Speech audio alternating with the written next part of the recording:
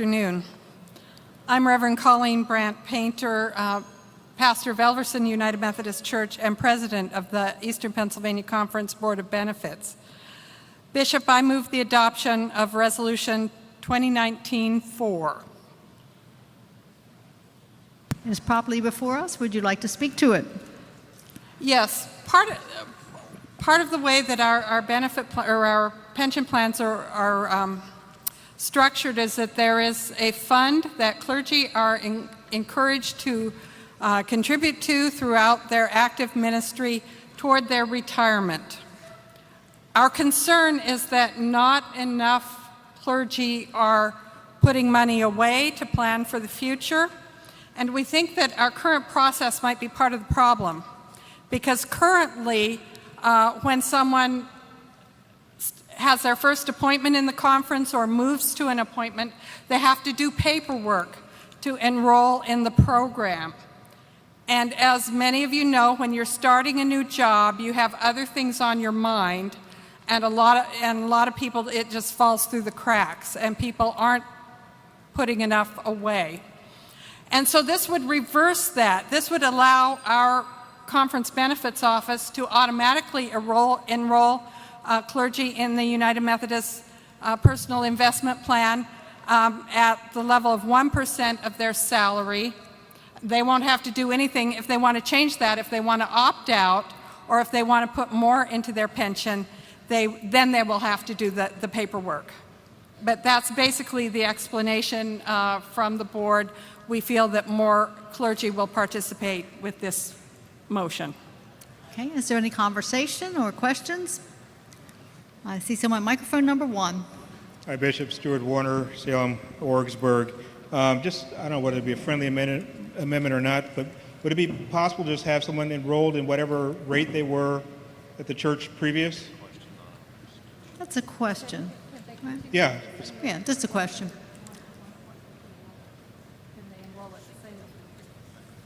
We think we can do that. Okay. Okay. Any other conversation? I see no one coming to the mic, so if you will approve R4, lift the hand and say aye. If not, same sign. Any abstentions? It is done. What else you got for us? Okay. Bishop, I move the adoption of Resolution 2019-6 relating to retiree health care. I bet you'd like to say something. Yes. A number of years ago, we went to a new way of funding retiree health care. Our retirees who are eligible, they sign up for Medicare, and then we provide a supplement plan. The change we made a few years ago was that we provide a stipend, and then they can go purchase whatever supplement plan they would like. This does not change that. What it does change is the provider that we're offering to do this through. Westpath has had their program that they're offering that we're suggesting we change to for a few years. We've looked at it for a while, but when we first looked at it, Amwins came to us and said, we can do a program like that, but we've got one better. The program is that they would consult with people and let them choose something off the exchange if they like, or if they didn't want something off the exchange, they had a group plan. And we thought, oh, okay, that's great. And so we went with Amwins. Well, in practice, what Amwins did is just enroll everybody in their group plan, which is a great plan, but it's a Cadillac plan. It's very expensive. It's probably more insurance than most of our retirees need. And so we're suggesting that we go with the Westpath provider through VIA Benefits. They'll have a consultant that will work with our retirees to choose a plan from the exchange that meets their needs. All righty. Microphone number 3. Bron Yoakum, retired elder. Question, for example, I'm on AARP in addition to Medicare. Would I still be able to do that through them? Yeah, with the new, you will have to go through Westpath via Benefits to get your stipend, but I believe that if it's available on the exchange where you're living now, it should still be available. Am I correct? Yeah. Okay, thank you. Any other conversation? Number 5.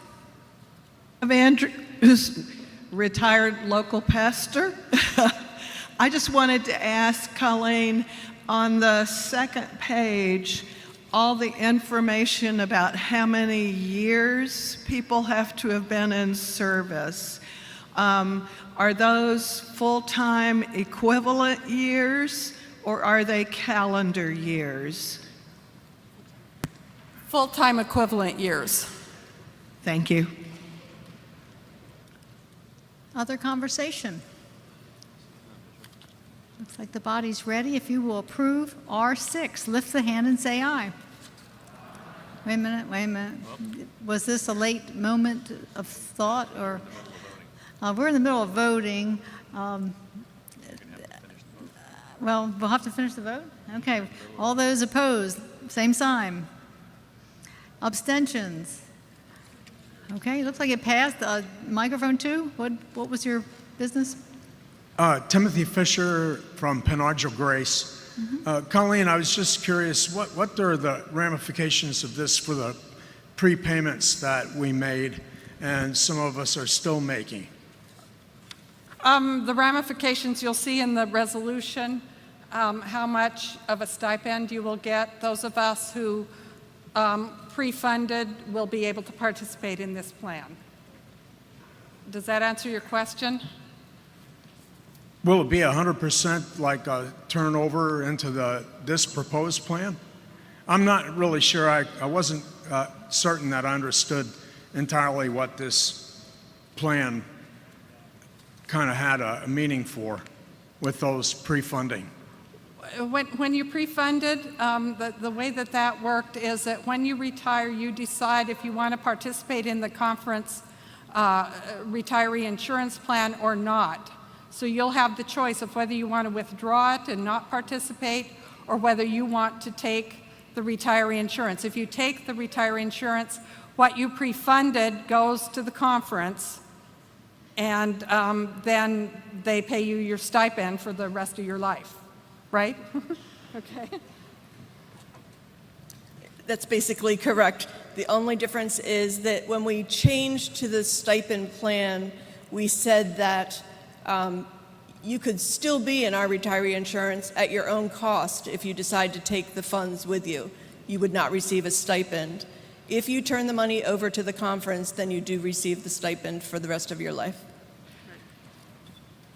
Thank you. Thank you. Okay, now at this time, do you have any other business? Are you ready for the disaffiliation Yes, that's slide? the next piece, the pension disaffiliation. I think everything else that we had was on the consent calendar. Okay, very good. All right, well, we'll move forward with the disaffiliation slides. Okay, on behalf of the Board of Benefits, CF&A, conference trustees, and conference staff, I have a few slides to present on the process of disaffiliation so that you understand what guidance we are being given by the general church on this process, and also so that you understand how the Board of Benefits came up with the numbers that we will be requiring of churches who choose to disaffiliate. So on April 25th, 2019, the Judicial Council issued Decision 1379, which rules constitutional a new paragraph 2553, providing a process for local churches to exit the denomination called disaffiliation. The new paragraph takes place immediately. This allows for a limited right to leave the denomination, quote, for reasons of conscience regarding a change in the requirements and provisions of the Book of Discipline related to the practice of homosexuality or the ordination or marriage of self-avowed practicing homosexuals, as resolved and adopted by the 2019 General Conference, or the actions or inactions of its annual conference related to these issues. Now, there are some requirements for this that were set by the Judicial Council decision. The process must be completed by December 31st, 2023, and the local church must adopt a disaffiliation petition by church conference. It's to be conducted within 120 days of the district superintendent calling for the church conference. Understand that you have a 10-day mandatory wait notice to notify of the conference. That's per paragraph 246.8. So it's between 10 days and 120 days this has to be done. The petition must be approved by a 2/3 vote by the local church, and then the disaffiliation petition must be approved by majority vote of the annual conference. So what a church will need: the conference board of trustees shall establish the terms and conditions of disaffiliation, which will be memorialized in a disaffiliation agreement. GCFA has developed a disaffiliation agreement and that we can, as a template that we can use. The annual conference may develop additional standard terms for the agreement that are not, as long as they're not inconsistent with the GCFA form. The local church shall pay any unpaid apportionments for the 12 months prior to disaffiliation, as well as an additional 12 months of apportionments. And the disaffiliating church may retain its real and personal property. So again, what the church will need: the local church must contribute an amount equal to its pro rata share of any unfunded pension obligations to the conference. The local church shall satisfy all debts, loans, and liabilities, or assign and transfer them to its new entity prior to disaffiliation. And payment shall occur prior to the effective date of departure. So for churches that are interested in disaffiliating, this is what they do to move forward. A local church should work with their district superintendent to begin the disaffiliation process. And at that time, the Board of Benefits will determine the pro rata cost for pension liability and other benefit costs for the local church. The trustees are at the center of the disaffiliation process and must negotiate the disaffiliation agreement with the local church.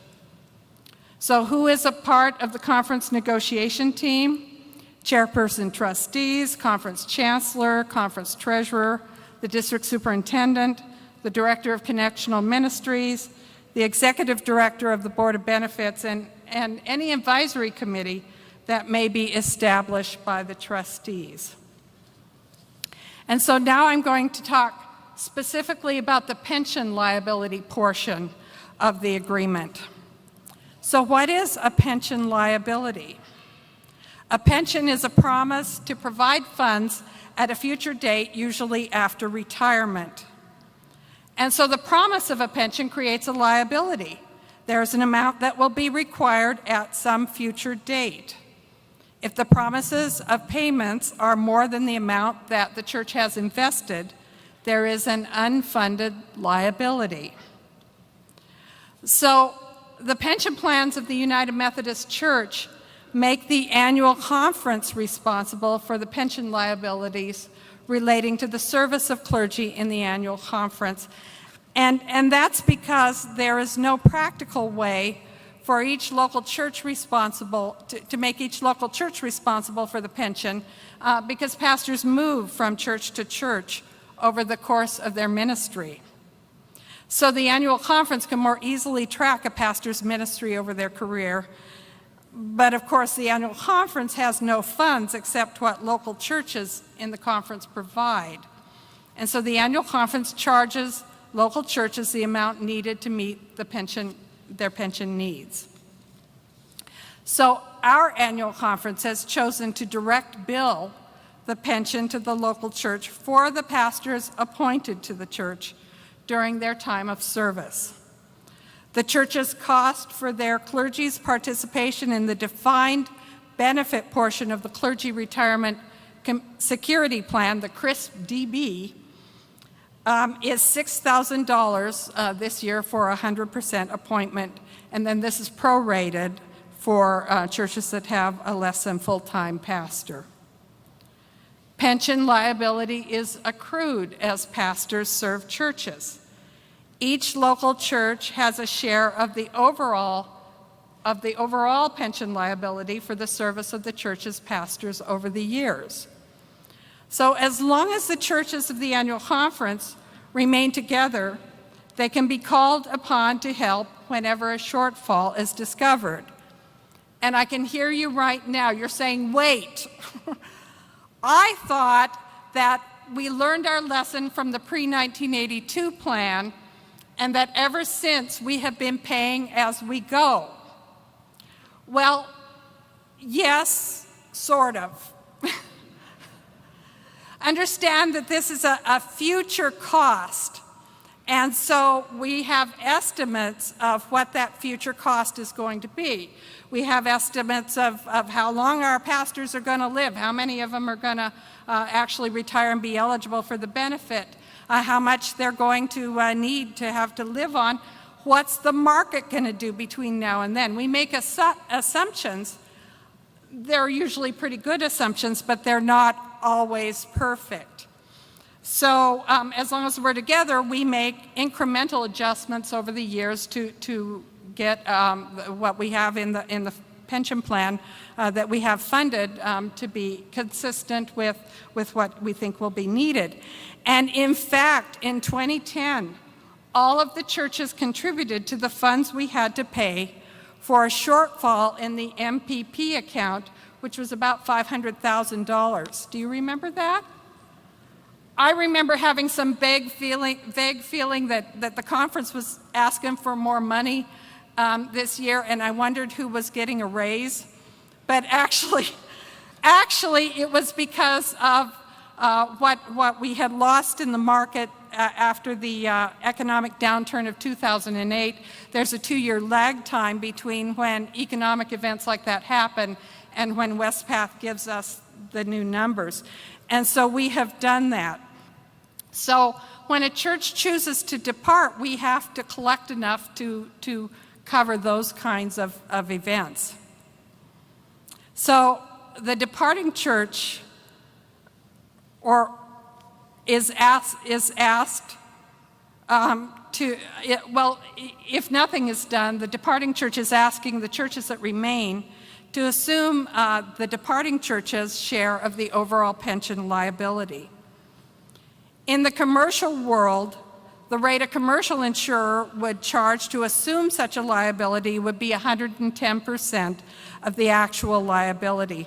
So this is what Westpath has been counseling us to shoot for in our funding. And so the next slide gives you real numbers. This chart shows our conference portion of the aggregate funding liabilities as of May 1st, 2019, which is between $45 and $46 million. It's not important for you to memorize that figure. It'll get you into the ballpark, but this is just a snapshot in time. It's only considered a valid representation of our conference's funded status until July 31st, 2019, and then Westpath will give us a new figure. This figure is not something we calculate on our own. We are required to use the figures provided by the actuaries at Westpath. And so this valuation does not determine liabilities on a planned termination basis. That would require a separate extensive analysis. And so this slide shows some of the assumptions that go into coming up with this $45 million figure. There is liability measures include a premium to estimate the cost of transferring the risk to a third party. Actual costs related to such a transfer are dependent on market conditions at the time of transfer. So they might be more or less than the assumptions used. So the Board of Benefits ran some numbers, and we reviewed about 6 different scenarios as we worked to come up with the best, most equitable way of determining a church's pro rata share or portion of the total pension liability. And we have concluded that the current formula that we use for calculating apportionments direct bill, and composite rate tiers is based on each church's 3-year average grand total paid. This formula already has an average factored into it, and it also takes into account any appeal negotiations that have been done with the cabinet and CF&A for struggling churches. And so the Board of Benefits proposes using the church's percentage of the conference remittance figures for the year of disaffiliation as their percentage of their pension liability. So there's more than just pension liability that needs to be considered. Other pieces may include property and liability insurance, future retiree health obligation, historical balances, loans, provisions for cemetery care if applicable. The negotiation team is in the process of creating a checklist to track all points to be covered in negotiations. While pension liability must be paid, the discussion with the trustees is exactly as stated in negotiation. And so the trustees may set up an advisory committee or other vehicle to be used to consult with the conference leadership, representatives, and prepare its proposals required by paragraph 2553. And so I'm going to pause, and maybe there are questions, and then I'll move our resolution. Yes, that's a lot of information, so let's have some questions, and we'll Yeah. not hurry this. We want people to understand. Microphone number 5. Hi, Tim Thompson Hall from Ardmore. First of all, thank you, Colleen, and whoever did the work on this. I know it was a lot. My question is, what is mandated by the denomination on this? Or how does this compare to other conferences?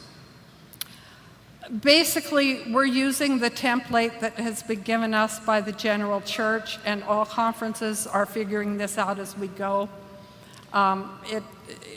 Is that basically right? So, yeah, we're following what other conferences are doing. This is new to everybody, so.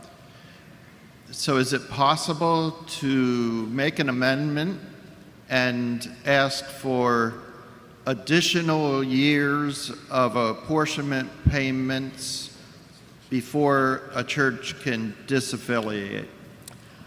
I believe that the pension portion was determined by general conference, and so that has to be done. But of anything else that a church owes, that's a matter of the negotiation with the Board of Trustees. Am I correct about that?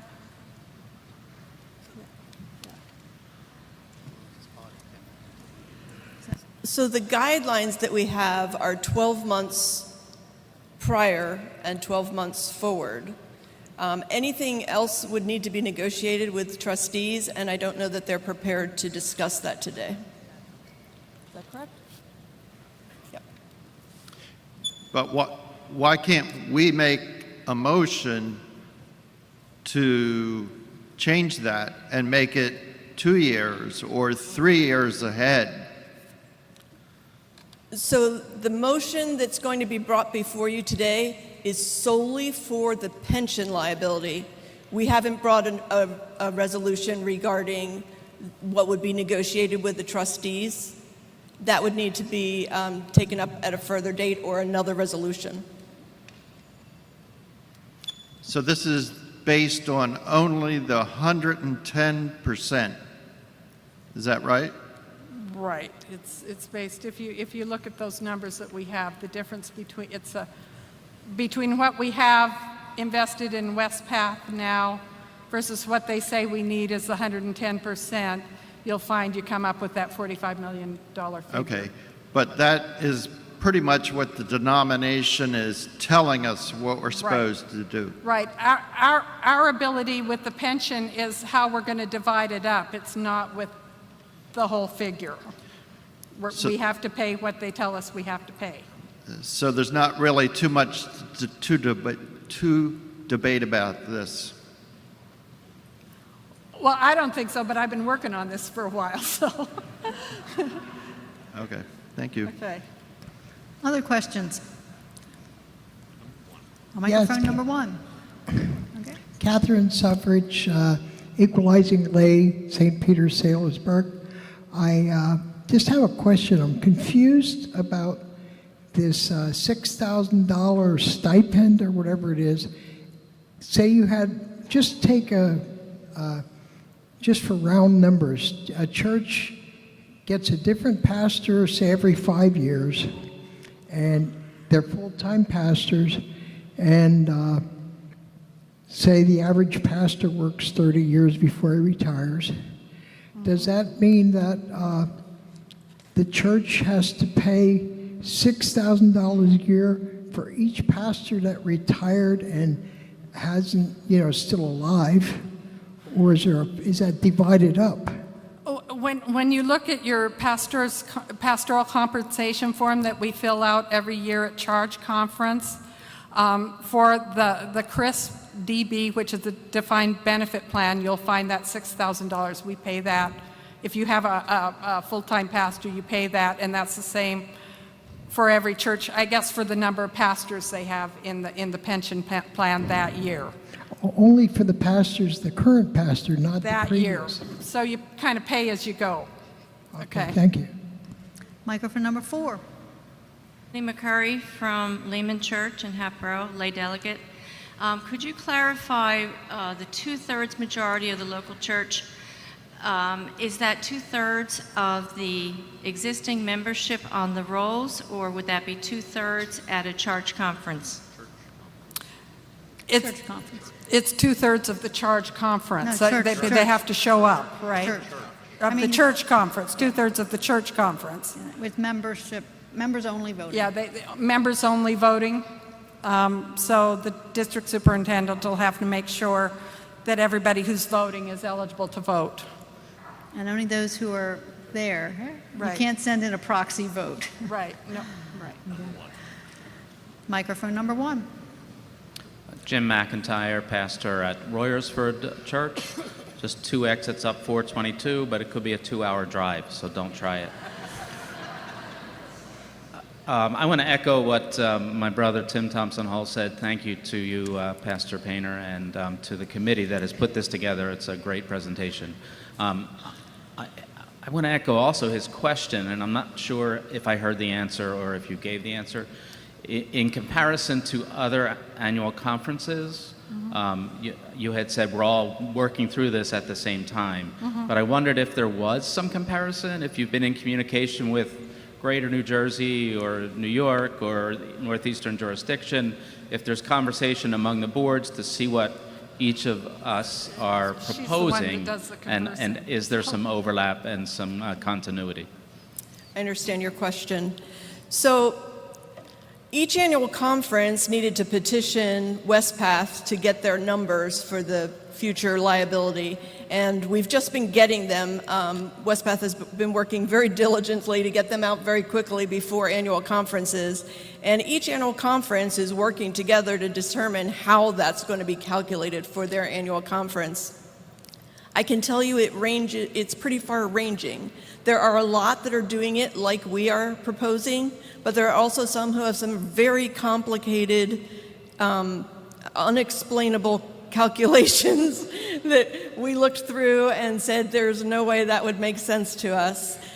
So it's every conference does their own thing, but there are other conferences who are doing it the same manner.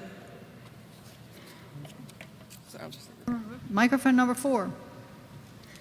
Bonnie Yeager, Ash Grove. There's a lot of information being shared. Are these slides going to be posted online or available anywhere for us to actually? Yes, and we will post them with the text of, that I presented, so. Thank you. Microphone number 5.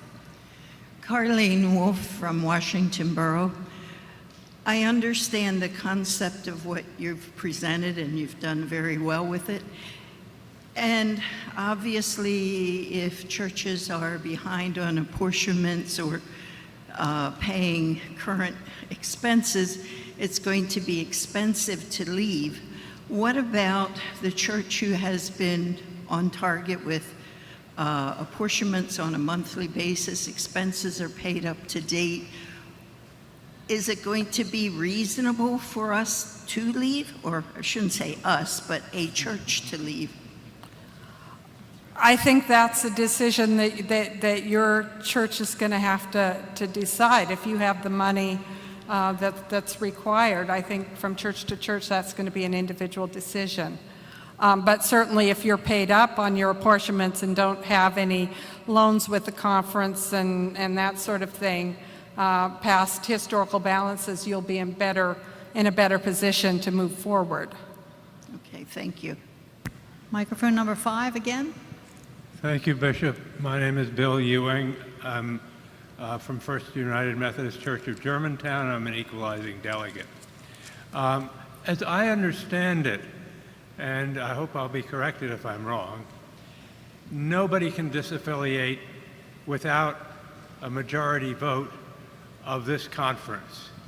And therefore, and as far as I can tell, there is nothing that limits this conference in how it makes up its mind whether to allow a disaffiliation or not. And therefore, whatever the financial arrangements may be, this conference can refuse disaffiliation for whatever reason it feels like. Is that right?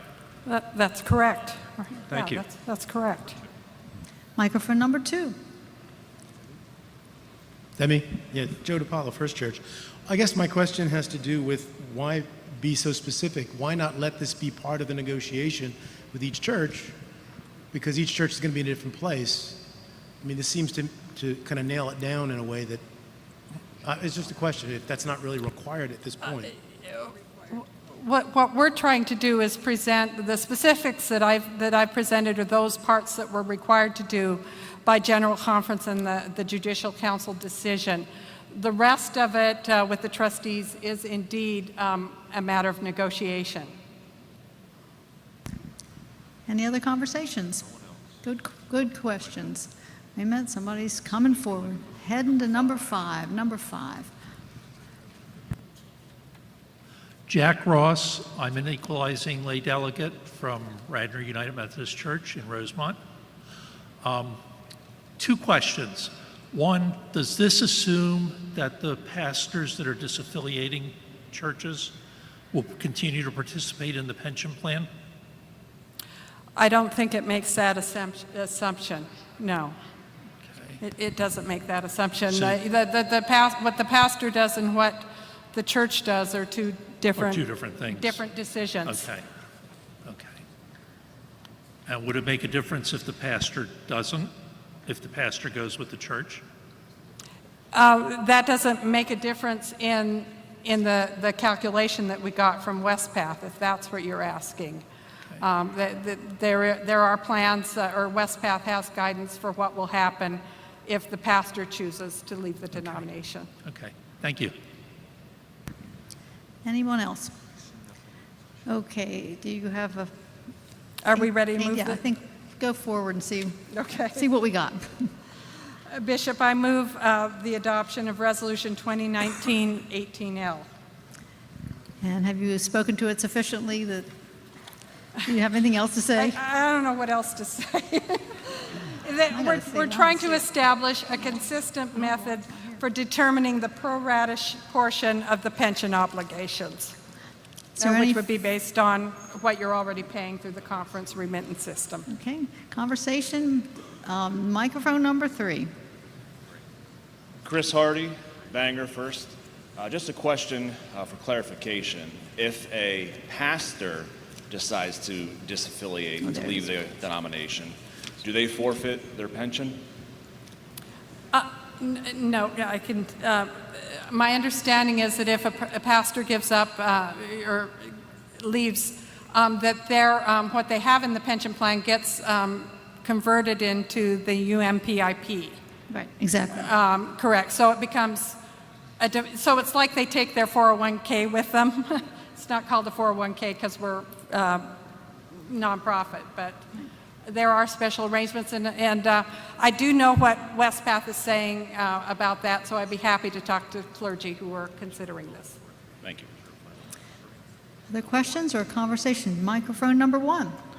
Bunny Bryant from Union. Now, first, I want to say that any of those folks over there from Union know I don't even care about money. They're laughing. Okay. It seems to me there's a justice issue here. And first of all, and I could be totally wrong, it seems that only wealthy churches will ever be able to disaffiliate. Is this a question, or what is your business? Yes. I mean, I got two parts. It's a question, but not a debate. No. Okay. It's not a debate at all. Okay, fire away. So I say that, and I may be wrong about that. But on the other hand, if wealthy churches choose to come before us at some point for that vote to disaffiliate, we as a body, in essence, could discriminate against their wishes because we want their money. Am I wrong about justice here or not? I think that's a speech. That's a little bit going debate-wise. You're moving toward the debate kind of thought. I don't know how to answer that. Do you know how to answer that question?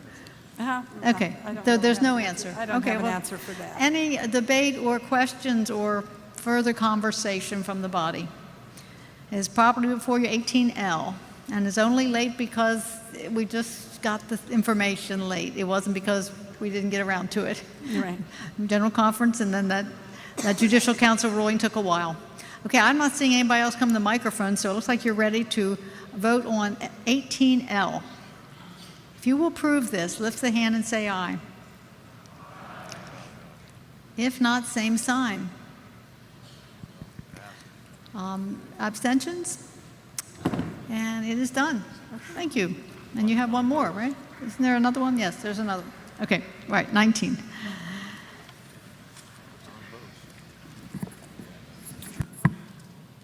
Bill Thresher, Equalizing Lay Delegate, and I'm here on behalf of the Conference Board of Trustees. I move for adoption of Resolution 2019-19L. Would you like to speak to it? Yes, I would. All yours.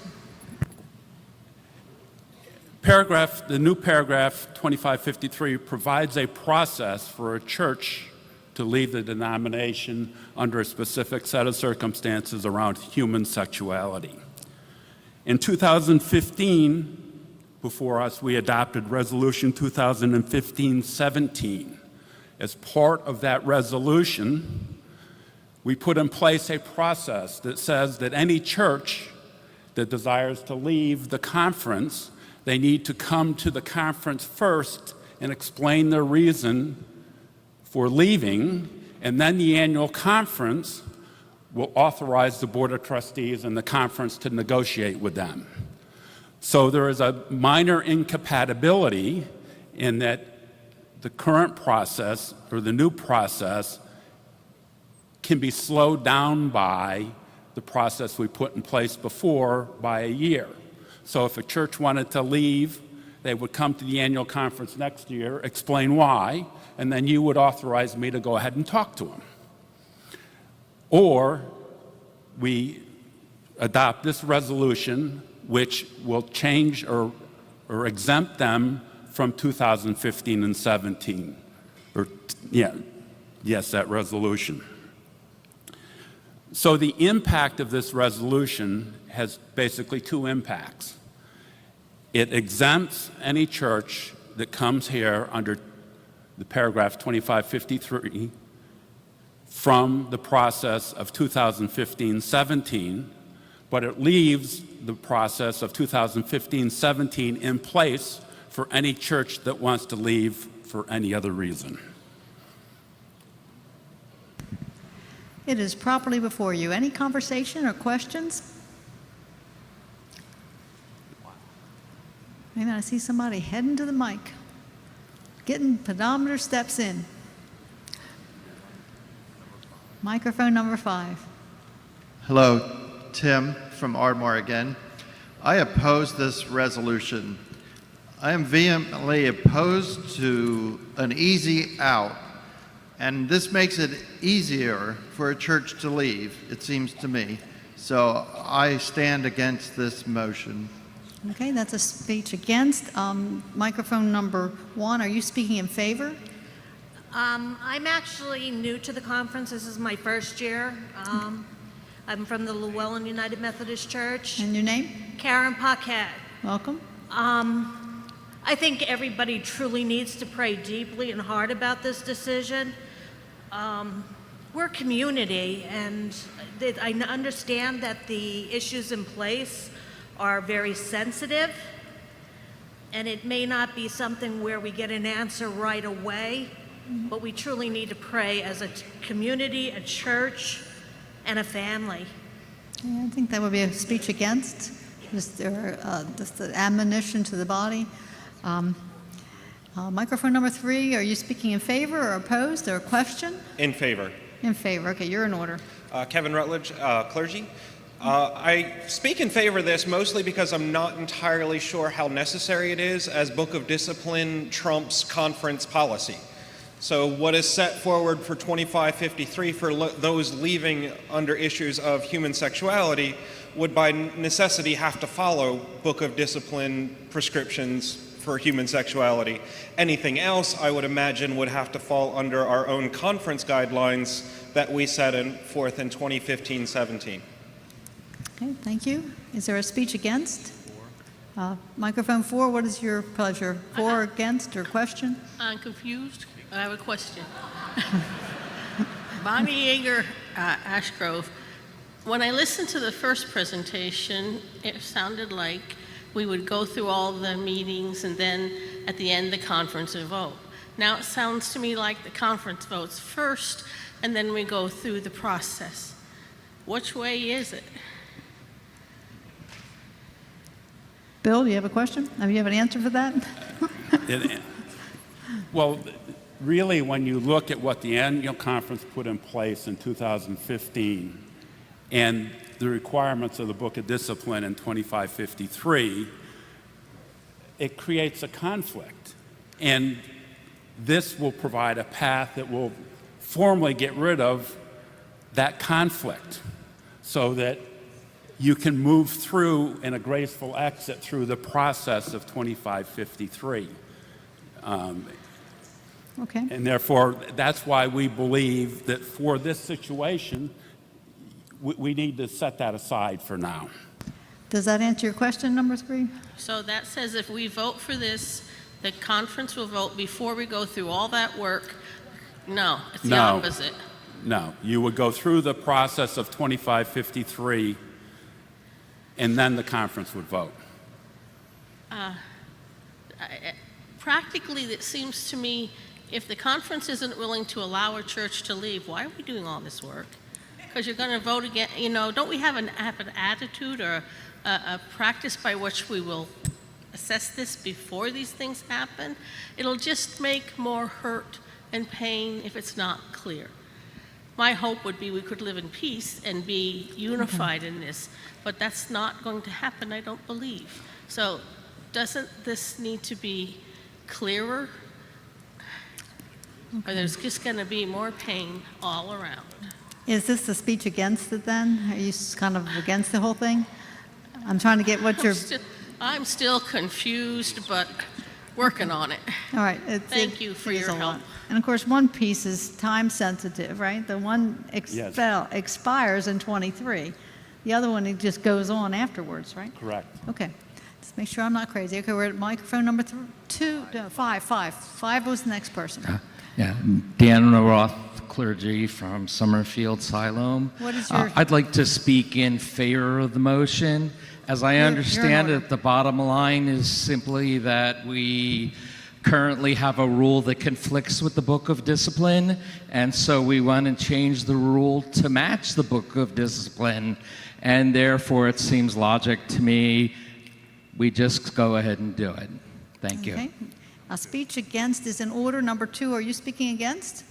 I'm going to suggest, John Longmire Hempfield, I'm going to suggest an amendment that would say, that would replace, I guess, lines 19 and 20 that would say, therefore be it resolved that Resolution 2019-18L replace Resolution 2015-17. And the reason... Wait a minute, that's it. Do we have a second? Okay, I think you had a second. Yeah, that's not. Wait a minute. Okay, I'm just hearing that it is out of order. Why? Because it's amending the whereas and the preamble clauses. You can't do that until the motion itself is done. Okay, say that again.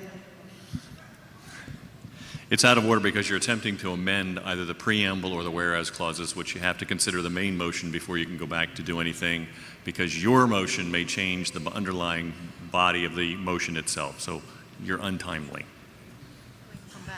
I have no clue Yeah, what you just said. You can come So, back. I'll say...